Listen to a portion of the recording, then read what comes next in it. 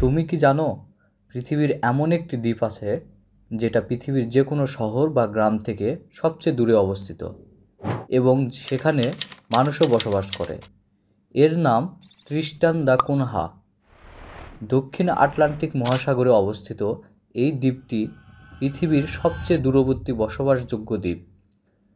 নিকটবর্তী স্থলভাগ দক্ষিণ আফ্রিকার কেপটাউন থেকে এর দূরত্ব প্রায় 2432 কিলোমিটার। এখানে মাত্র 250 জনের মতো মানুষ বসবাস করে। দ্বীপটি এতটাই দূরে যে এখানে কোনো বিমানবন্দরও নেই। শুধু বছরে কয়েকবার নৌকায় করে জাহাজ আসে খাদ্য সামগ্রী নিতে।